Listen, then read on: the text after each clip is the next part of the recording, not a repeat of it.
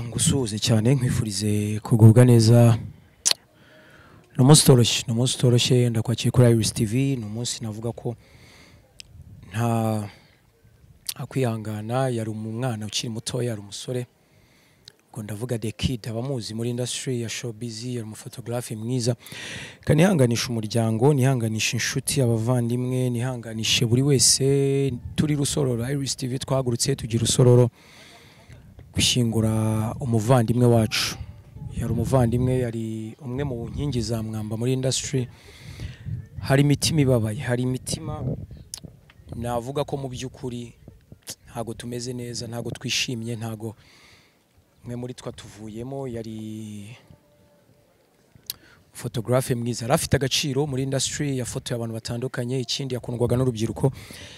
Yari umwe muri biragoye kubyakira, gusa kwisi imeze.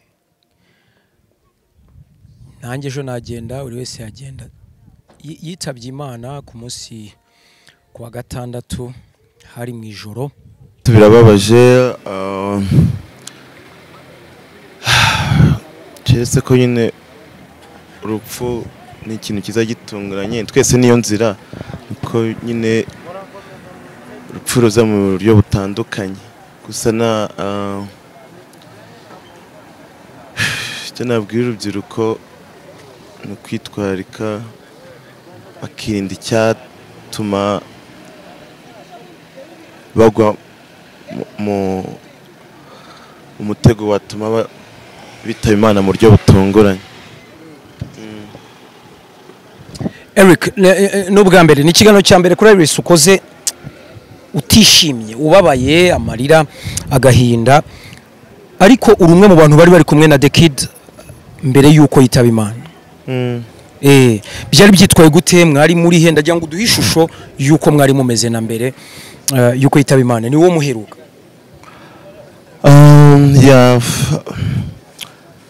Namubonye hano nari nakoreye ko umunsi Nyamirambo. Tutera joke nk'ibisanzwe nyine, tubita wa mugore wari kunsuhuza, namya nziza. So tubiramwe imbere, yaricaye n'abashuti bewe. Nongeye kumva tugiye gutaha, abantu mwe bari kuvuga ngo after party, numva umwe mu bantu dukorana General Benda hamagaye Kaspi, nawe dukorana, avuga ngo the kid ngo ashobora kuba yitabye Imana, ngo Rwandex. Nuko so nuko twese turirukanka tujyayo, dusanga uko byarangiye, yashizemo umwuka. Nk'umuntu utazi ngo accident abereye ni mu mujyi wa Kigali, ariko umujyi wa Kigali ni munini. Accident yakorewe hehe? Byagenze gute kugira ngo use nunyuriramo uce mu mayange, niko Abanyarwanda bavuga?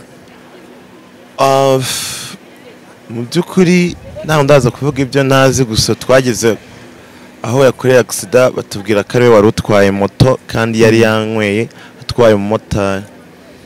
So rero sinzi ngo bagonze iki, sinzi ngo bagonganye n'iki, gusa ngo niwe wari utwaye. So byabereye nyine nk'uko bivuze mu mujyi wa Kigali, Rwandex, ahantu hitwa ngo Monde Center.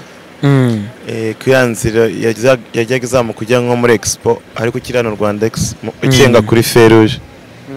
Yego Eric, iyo ubonye urubyiruko ruri kwitaba Imana bakiri batoya, mu myaka ikiri navuga ingimbi, niba ari ingimbi cyangwa se niba navuga ko ari ubuto ukabona umuntu yitabye Imana, Eric wowe byakira gute?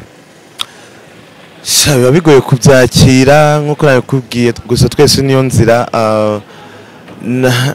Ntabwo biba byoroshye, gusa nyine birababaje kubona urubyiruko, especially umwana afite imyaka 22, birababaje. Birababaje. Eric, ntabwo babijya bigutera?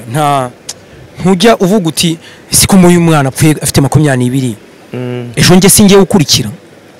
Birabonera no nyine, nubwo ndabufite, of course mfite ubwoba, biba bigoye wibaza se ejo nanjye ninjye, ariko bitewe n'icyabaye n'uburyo yitabyemo Imana byanyigishije byinshi no nakwitwara nyine nanjye kugira ngo atazagwa mu mutego nk'uwo mugenzi wanjye yaguyemo.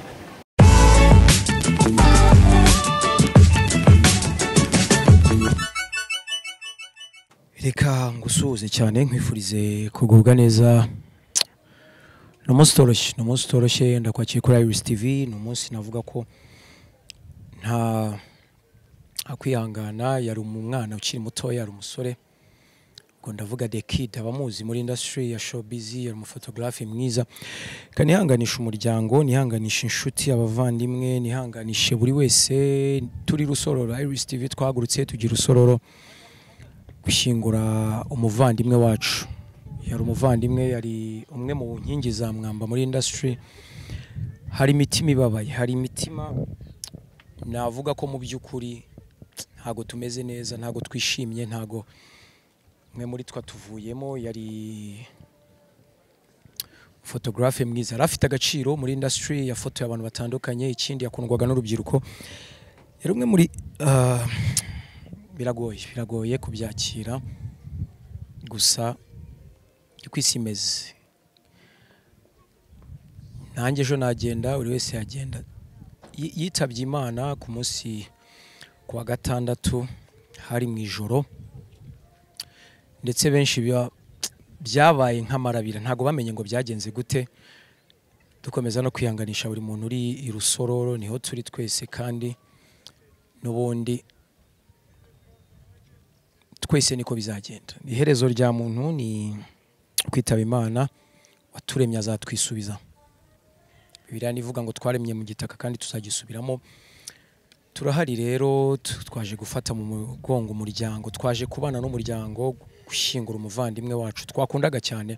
Abazi industry ya showbiz, abazi umuziki, abazi movie, abazi football, abazi ibyo byose ndi kuvuga yabibayemo, yabanye nabo. Akiri mutoya, biradusaba kwitwararika, biradusaba kuba bakuru cyane. Gahunda tujye kwikomeza, tujye gushyingura umuvandimwe. Rero ndagira ngo nshishikarize urubyiruko muri rusange, mureke dukundane bigishoboka, mureke dukunde,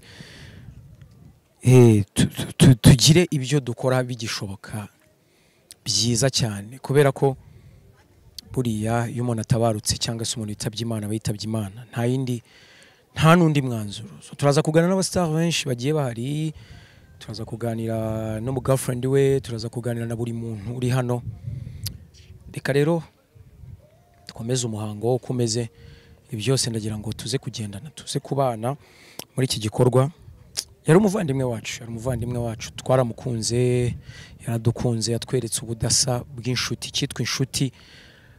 Uyu munsi rero yitahiye, Imana yamwisubije, ariko none ndagira ngo nshishikarize buri wese gukora ibyiza, tubane neza.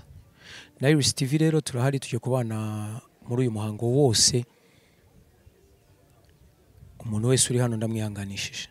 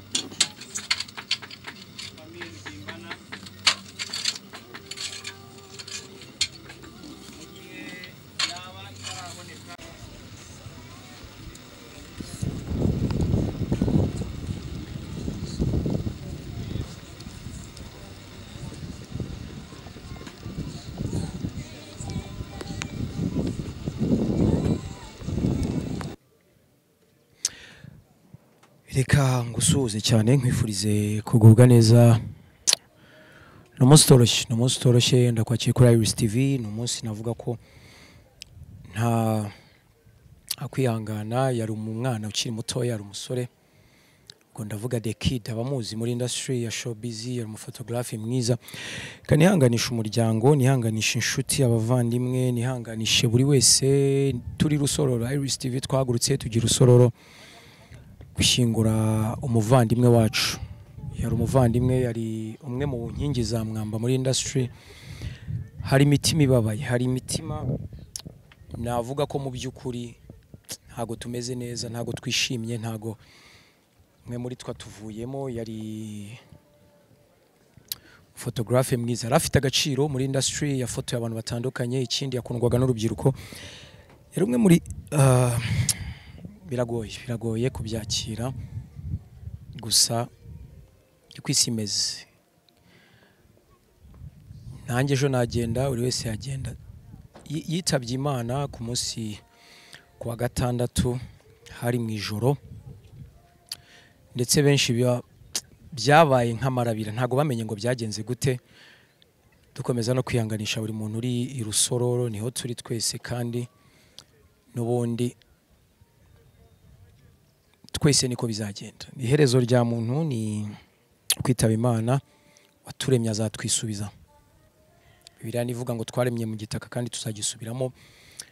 Turahari rero, twaje gufata mu mugongo umuryango, twaje kubana n'umuryango, gushyingura umuvandimwe wacu twakundaga cyane. Abazi industry ya showbiz, abazi umuziki, abazi movie, abazi football, abazi ibyo byose ndi kuvuga yabibayemo, yabanye nabo. Akiri mutoya, biradusaba kwitwararika, biradusaba kuba bakuru cyane.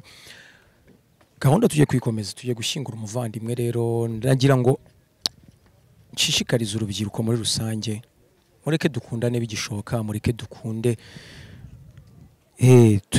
tugire ibyo dukora bigishoboka byiza cyane, kubera ko buriya iyo umuntu atabarutse cyangwa se umuntu yitabye Imana, yitabye Imana, nta n'undi mwanzuro. Turaza kuganira n'abastar benshi bagiye bahari, turaza kuganira no mu girlfriend we, turaza kuganira na buri muntu uri hano.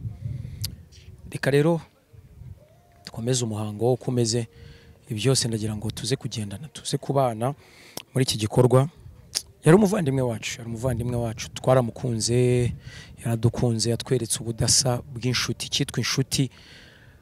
Uyu munsi rero yitahiye, Imana yamwisubije, ariko none ndagira ngo nshishikarize buri wese gukora ibyiza, tubane neza. Na Ararize TV rero turahari, tujye kubana muri uyu muhango wose.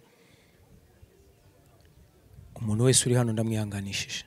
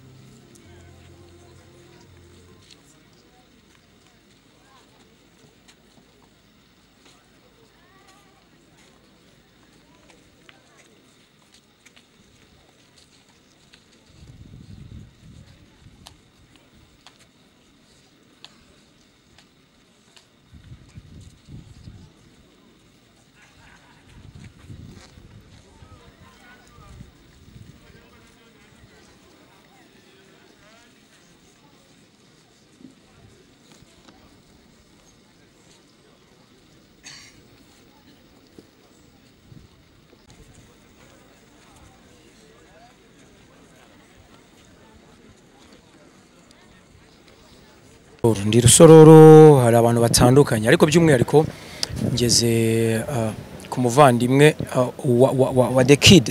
Ngira ngo bari kumwe ku munsi wa gatandatu ubwo yitabaga Imana. Yaravuye muri event ya Semuhungu, yarahari n'ubundi, ariko Eric ngize amahirwe yo kumuganiriza. Murabizi kuri Ararize TV subwa mbere subwa kabiri, ngize amahirwe yo kumusanga ku modoka ye, dusa n'abasoje. Ariko by'umwihariko ngiye kugana na Semuhungu, namugezeho ari ku modoka. Eric, umeze neza? Uremera kutuganiriza nibura niyo byaba iminota mikeya? Siko nashaka kuvuga kuri noza man. Ihangane pe. ihangane turababaye ndizera ko umeze neza Eric. Yego meze neza. Meze neza.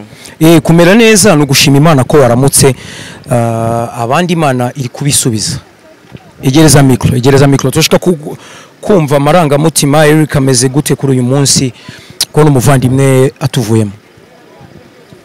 Of course ni ikintu kibabaje, urupfu rutunguranye.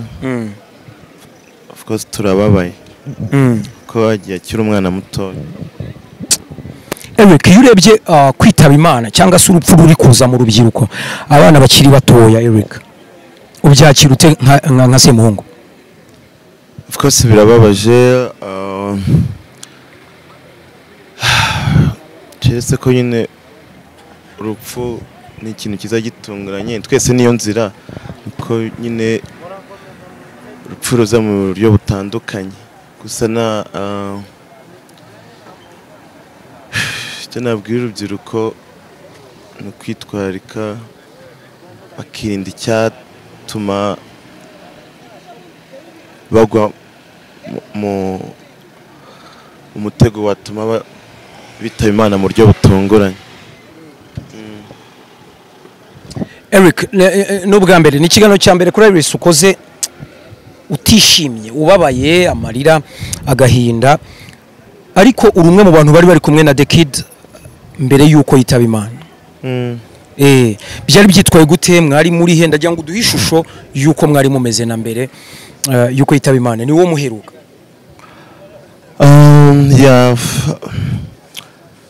Namubonye hano nari nakoreye ko Umunsi Nyamirambo.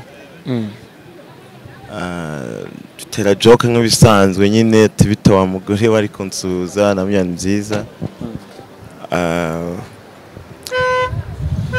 So tubiramwe imbere yaricaye n'abashuti bewe. Nongeye kumva tugiye gutaha abantu mwe ko bangojye mu after party, numva umwe mu bantu dukorana General Benda hamagaye Kaspi nawe dukorana avuga ngo The Kid ngo ashobora kuba yitabye Imana ngo Rwandex. Nuko so nuko twese turirukanka tujyayo, dusanga uko byarangiye yashizemo umwuka. Nk'umuntu utazi ngo accident abereye ni mu mujyi wa Kigali, ariko umujyi wa Kigali ni munini. Accident yakorewe hehe? Byagenze gute kugira ngo use nunyuriramo uce mu mayange niko Abanyarwanda bavuga? Mu by'ukuri ntaho ndaza kuvuga ibyo nazi, gusa twageze aho yakoreye accident batubwira ko ariwe wari utwaye moto kandi yari yanyweye atwaye umumotari. So rero sinzi ngo bagonze iki, sinzi ngo bagonganye n'iki, gusa ngo niwe wari utwaye. So byabereye nyine nk'uko bivuze mu mujyi wa Kigali Rwandex ahantu hitwa ngo Monde Center. Kuyanzira yajyaga izamuka kujya nko muri Expo, ariko kirano Rwandex ucenga kuri Feruje. Yego Eric, iyo ubonye urubyiruko ruri kwitaba Imana bakiri batoya mu myaka ikiri navuga ingimbi, niba ari ingimbi cyangwa se niba navuga ko ari ubuto ukabona umuntu yitabye Imana, Eric wowe byakira gute? biba bigoye kubyakira nk'uko nabikubwiye, gusa twese niyo nzira.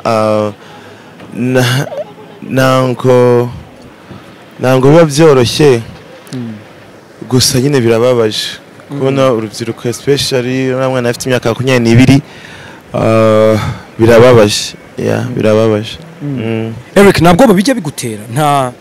Ntujya uvuga uti siko uyu mwana apfuye afite 22 ejo nge singiye gukurikira? Birabonera no nyine nubwo ndabufite, of course mfite ubwoba, biba bigoye wibaza se ejo nanjye ninjye, ariko bitewe n'icyabaye n'uburyo yitabyemo Imana byangishije byinshi no kuna kwitwara nyine nanjye kugira ngo atazagwa mu mutego nk'uwo mugenzi wanjye yaguyemo. Eric, inama n'abantu bakigusuza nta kibazo, inama kuri ku rubyiruko, ku bantu bari gukina no gutwara banyweye ibyo ntabwo mbivugiye the kid twese turatwara ngira ngo urabizi ariko ntabwo ushobora gutwara wanyweye inama rero ku rubyiruko rutwara ibinyabiziga rwanyweye inzoga ni don't drink and drive ko nawe nigeze kubikoraho ntabwo nabeshya gusa sinzi ibyambayeho gutyo nsigaye mfata umusare ati kugira ngo ngere mu rugo safe reka ngende n'umusare nyine kugira ngere mu rugo amahoro so icyo nabwira urubyiruko please don't drink and drive kubera ko urupfu ntabwo rurobanura bitwara abakuru n'abato abamama abapapa n'abasaza so rero twese niyo nzira ni ukujya twitwararika abashaka gusuhuza Eric Semuhungu baracyamusuhuza baracyari kumubaza ryameze baracyamubaza niba ubuzima bumeze neza n'ibisanzwe turi kumwe na Eric Semuhungu niyo turi kuganira turi kumubaza ko byagenze ababyeyi abamama bakimusuhuza bari kumushimira ko yabatabaye navuga ko ari no urugendo rutari rworoshye ariko mama mwihangane kandi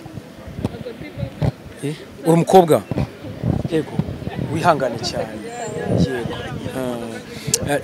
n'umumama urimo kutwereka ni umukobwa nako ambwiye ko ari umukobwa Eric ni abantu bari kukwereka ko bagukunze cyane Eric harya wenda nyuma y'ibi ujya wizera ko ari ubundi buzima nyuma yo kuva hano ku isi shana ngo mbwizera ko nzi ko umuntu wese ugiye biba birangiye Eric witabye Imana uba wumva nka Eric Semuhungu hari ikintu waba uhombye shana ngihombye kuko mfite imishinga myinshi n'ibyinshi nshaka kuzagezaho umuryango wanjye n'inshuti zanjye so of course nabamumbye ufite imishinga myinshi yego imishinga myinshi imeze gute Eric no kwihangana niko isi imeze ndagufatiranye wihangane ntabwo byari ngombwa ko dukora ino interview ariko turi mu gikorwa nkeka ko twahuriyemo n'ubundi tutabipanze iyi si prank si ukubeshya Eric ihangane rwose utuganirize gatoya nk'iminota nk'icumi kugira ngo twumve Eric imbamutima ze ugire n'inama urubyiruko urubyiruko inama nagira urubyiruko ni ukwirinda ibiyobyabwenge bakirinda n'ikintu cyatuma bibashura mu mutego wo kwisanga batari ahantu heza kuko urubyiruko rukoresha ibiyobyabwenge bitandukanye cyangwa ukagira abantu mugendana batari beza ushobora gushiduka wisanze ahantu hatari heza so urubyiruko narugira inama yo gukora rukihangira imirimo ugashaka icyabateza imbere yego warumbwiye ngo ufite imishinga myinshi Eric imishinga ufite imeze gute niyo gukora cyane nkaba successful kuruta ukomeza kano kanya Eric kurenza ubutunzi ufite umwe mu bantu bafite inyubakwa cyangwa se inyubako mu mujyi wa Kigali nziza harimo Kibagabaga hari Kanombe ushaka kurenzaho nta muntu ukora ngagira harekera ukomeza ugakora nk'umuntu ukunda Eric yamwigiraho iki inspiration ziratandukanye biterwa n'uko umuntu egereza mikro biterwa n'ukuntu umuntu afata umuntu gusa abantu bati Eric uratumotivatinga kuba twakwiteza imbere kuba twakura amaboko mu mufuka tugakora kuko nubwo ndi umuntu ukunda kuryoshya ariko nibuka ko ngomba no kujya mu kazi nkakora nk'uko muri Amerika nakoraga ko nzi ko kutakoze ntiwarya rero kugira ngo nzase nabi cyangwa nzandagare ngenda nkakora nk'uko His Excellency yatubwiye ngo twihangire imirimo yego hari abakire bajya baza akakubwira ngo natangiye ngo mfite crate imwe y'amagi nkora capati ngera nubaka amataje nubaka mba umustar cyangwa se mbumukire Eric ibyo bintu byakira gute birashoboka I believe ko ibintu byose bishoboka nta kidashoboka birashoboka ibyo bintu birashoboka ngiye sinacuruje ikarito iyo story ntabwo urayitubwiye tuzayiganira wahise nkarekera se ko numva ntari muri mode yo kuganira. Ntabwo umeze neza, reka nihanganishe imiryango yose muri rusange, umuryango nyarwanda niwo mba mvuga, ubwo harimo twe twese. Eric, tanga ubutumwa kuri famiye ya The Kid, umwe mu ba photographer twari dufite beza mu Rwanda. Nihanganishije umuryango wa The Kid kubura abantu babiri mu myaka ikurikiranye mu kwezi kumwe, nubwo iminsi idahura ariko birababaje, nta gahinda. Kubura umwana wawe w'umuhungu ni igihombo ku muryango, ariko umuryango wa The Kid ndawukomeje, ntabwo nakomeza ngo mbagaburire umwana, ariko ndabakomeje ntibihangane. Twese niyo nzira, nuko tutazi isaha n'umunsi. Imana ibahe gukomera, ibihanganishe. Twe nk'abana b'abantu ntabwo twashobora kubona agahinda umubyeyi we afite ku mutima, kubura abana babiri mu myaka ikurikiranye no mu kwezi kumwe. Ndabasabiye Imana ibahe gukomera, kandi Imana ihe The Kid Delphin iruko ridashira, imwakire mu bayo. Biragoye. Eric, reka ngushimire, ariko nagira ngo ngusabe umaze gutuza uruhutse tuze kuganira utari mu gahinda kameze gutya. Okay, sana, murakoze. Urakoze cyane.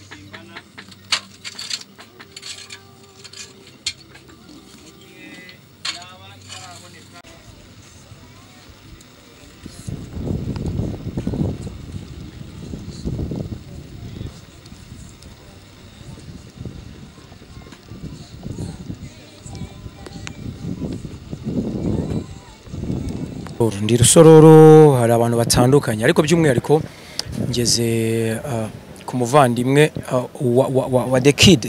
Ngira ngo bari kumwe ku munsi wa gatandatu ubwo yitabaga Imana. Yaravuye muri event ya Eric Semuhungu, yarahari n'ubundi, ariko Eric ngize amahirwe yo kumuganiriza. Murabizi kuri Ararize TV si ubwa mbere si ubwa kabiri, ngize amahirwe yo kumusanga ku modoka ye, dusa n'abasoje, ariko by'umwihariko ngiye kugana na Eric Semuhungu. Namugezeho ari ku modoka. Eric, umeze neza? Uremera kutuganiriza nibura niyo byaba iminota mikeya? Ndashaka kuvuga kuri ihangane pe, ihangane, turababaye. Ndizera ko umeze neza Eric. Yego, meze neza. Meze neza. Kumera neza no gushima Imana ko waramutse. Abandi Imana iri kubisubiza. Egereza mikro tushaka kumva amarangamutima. Eric, ameze gute kuri uyu munsi ko n'umuvandimwe atuvuyemo? Of course ni ikintu kibabaje, ni urupfu rutunguranye. Of course turababaye ko agiye akiri umwana muto. Eric, iyo urebye kwitaba Imana cyangwa se urupfu ruri kuza mu rubyiruko, abana bakiri batoya, Eric, ubyakira ute nka Semuhungu? Of course birababaje, keretse ko nyine urupfu ni ikintu kiza gitunguranye. Twese niyo nzira, uko nyine urupfu ruza mu buryo butandukanye. Gusa icyo nabwira urubyiruko ni ukwitwararika, bakirinda icyatuma bagwa umutego watuma bitaba Imana mu buryo butunguranye. Eric, n'ubwa mbere ni ikiganiro cya mbere kuri Ararize ukoze utishimye, ubabaye, amarira, agahinda, ariko uri umwe mu bantu bari kumwe na The Kid mbere yuko yitaba Imana. Byari byitwaye gute? Mwari muri he? Ndagira ngo uduhe ishusho yuko mwari mumeze na mbere yuko yitaba Imana. Ni wo muheruka?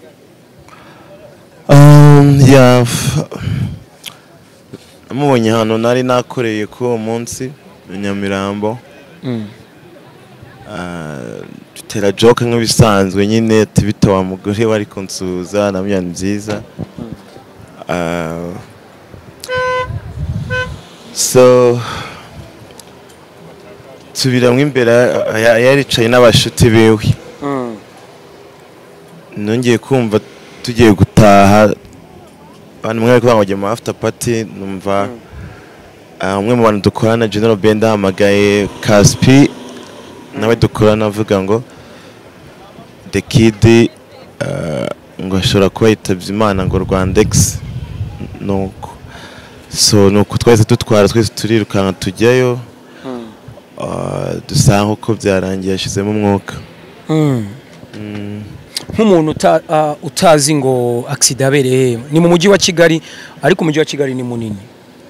Accident yakorewe hehe? Byagenze gute kugira ngo use nunyuriramo uce mu mayange niko Abanyarwanda bavuga? Mu by'ukuri ntaho ndaza kuvuga ibyo nazi, gusa twageze aho yakoreye accident batubwira ko ari we wari utwaye moto kandi yari yanyweye atwaye umumotari. So rero sinzi ngo bagonze iki, sinzi ngo bagonganye n'iki, gusa ngo ni wari utwaye. So byabereye nyine nkuko bivuze mu mujyi wa Kigali Rwandex, ahantu hitwa ngo Monde Center. Kwiranzira yajyaga izamuka kujya nko muri Expo, ariko kirano Rwandex ucenga kuri Feruje. Yego Eric, iyo ubonye urubyiruko ruri kwitaba Imana bakiri batoya mu myaka ikiri, navuga ingimbi, niba ari ingimbi cyangwa se niba navuga ko ari ubuto ukabona umuntu yitabye Imana, Eric wowe byakira gute? biba bigoye kubyakira nkuko nabikubwiye, gusa twese niyo nzira. Ntabwo biba byoroshye, gusa nyine birababaje kubona urubyiruko especially n'abana bafite imyaka 22 birababaje. Birababaje. Eric, ntabwo bijya bigutera? Ntujya uvuga uti siko uyu mwana apfuye afite 22 ejo nge singiye gukurikira? Birabonera no nyine nubwo ndabufite, of course mfite ubwoba, biba bigoye wibaza ejo nanjye ninjye, ariko bitewe n'icyabaye n'uburyo yitabyemo Imana byangishije byinshi no kunakwitwara nyine nanjye kugira ngo atazagwa mu mutego nk'uwo mugenzi wanjye yaguyemo. Eric, inama n'abantu bakigusuhuza nta kibazo, inama kuri ku rubyiruko, ku bantu bari gukina no gutwara banyweye, ibyo ntabwo mbivugiye The Kid, twese turatwara ngira ngo urabizi, ariko ntabwo ushobora gutwara wanyweye. Inama rero ku rubyiruko rutwara ibinyabiziga rwanyweye inzoga. Ni don't drink and drive, ko nayo nigeze kubikoraho ntabwo nabeshya, gusa sinzi byambayeho gutyo nsigaye mfata umusare ati kugira ngere mu rugo safe, reka ngende n'umusare nyine kugira ngere mu rugo amahoro. So icyo nabwira urubyiruko, please don't drink and drive, kubera ko urupfu ntabwo rurobanura, bitwara abakuru n'abato, abamama, abapapa n'abasaza. So rero twese niyo nzira ni ukujya twitwararika. Abashaka gusuhuza Eric Semuhungu baracyamusuhuza, baracyari kumubaza uburyo ameze, baracyamubaza niba ubuzima bumeze neza n'ibisanzwe. Turi kumwe na Eric Semuhungu, niyo turi kuganira, turi kumubaza ko byagenze ababyeyi abamama bakimusuhuza bari kumushimira ko yabatabaye. Navuga ko ari urugendo rutari rworoshye, ariko mama mwihangane kandi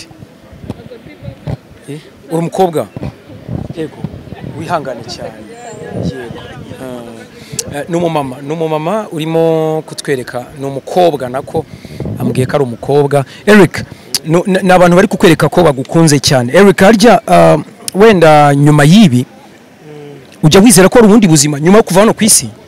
Shana ngo mbwizera ko nzi ko umuntu wese ugiye biba birangiye. Eric, witabye Imana uba wumva nka Eric Semuhungu hari ikintu waba uhombye?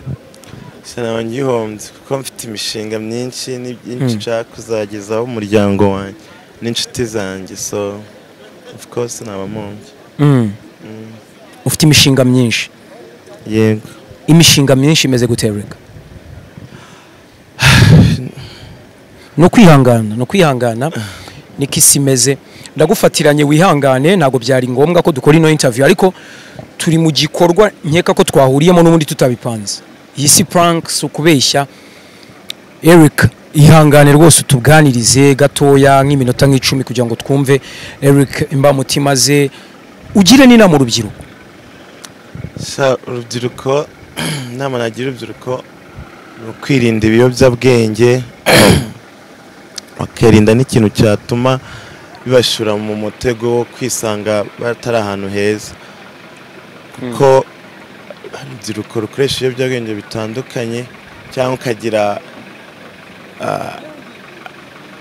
abantu mugendana batari beza, ushobora gushiduka wisanze ahantu hatari heza. So urubyiruko narugira inama yo gukora, rukihangira imirimo, ugashaka icyabateza imbere. Yego. Warumbwiye ngo ufite imishinga myinshi. Eric, imishinga ufite imeze gute? Niyo gukora cyane nkaba successful kuruta ukomeza kano kanya. Eric, kurenza ubutunzi ufite urumwe mu bantu bafite inyubakwa cyangwa se inyubako mu mujyi wa Kigali nziza, harimo Kibagabaga, hari Kanombe. Ushaka kurenzaho? Nta muntu ukora ngo agere aharekera, ukomeza ugakora. Nk'umuntu ukunda Eric yamwigiraho iki? Inspiration ziratandukanye, biterwa n'uko umuntu egereza mikro, biterwa n'ukuntu umuntu afata umuntu. Gusa abantu bati Eric uratumotivatinga kuba twakwiteza imbere, kuba twakura amaboko mu mufuka tugakora, kuko nubwo ndi umuntu ukunda kuryoshya, ariko nibuka ko ngomba no kujya mu kazi nkakora nk'uko muri Amerika nakoraga, kunzi ko kutakoze ntiwarya. Rero kugira ngo nzase nabi cyangwa nzandagare, ngenda nkakora nk'uko His Excellency yatubwiye ngo twihangire imirimo. Yego. Hari abakire bajya baza akakubwira ngo natangiye ngo mfite crate imwe y'amagi, nkora capati, ngera nubaka amataje, nubaka mbu star cyangwa se mbu mukire. Eric, ibyo bintu byakira gute? Birashoboka. I believe ko ibintu byose bishoboka, nta kidashoboka. Birashoboka ibyo bintu? Birashoboka. Ngiye sinacuruje ikarito. Iyo story ntabwo urayitubwiye? Tuzayiganira. Wahise nkarekera se ko numva ntari muri mode yo kuganira. Ntabwo umeze neza. Reka nihanganishe imiryango yose muri rusange, umuryango nyarwanda niwo mba mvuga, ubwo harimo twe twese. Eric, tanga ubutumwa kuri famille ya The Kid, umwe mu ba photographer twe dufite beza mu Rwanda. Nihanganishije umuryango wa The Kid kubura abantu babiri mu myaka ikurikiranye mu kwezi kumwe, nubwo iminsi idahura ariko birababaje, n'agahinda. Kubura umwana wawe w'umuhungu ni igihombo ku muryango, ariko umuryango wa The Kid ndawukomeje, ntango nakomeza ngo mbagaburire umwana, ariko ndabakomeje nibihangane. Twese niyo nzira, nuko tutazi isaha n'umunsi. Imana ibahe gukomera, ibihanganishe. Twe nk'abana b'abantu ntango twashobora kubona agahinda umubyeyi we afite ku mutima, kubura abana babiri mu myaka ikurikiranye no mu kwezi kumwe. Ndabasabiye Imana ibahe gukomera, kandi Imana ihe The Kid Delphin iruko ridashira, imwakire mu bayo. biragoye reka ngushimire ariko nagira ngo ngusabe umaze gutuza uruhutse tuze kuganira utari mu gahinda kameze gutya. Okay, sana murakoze urakoze cyane.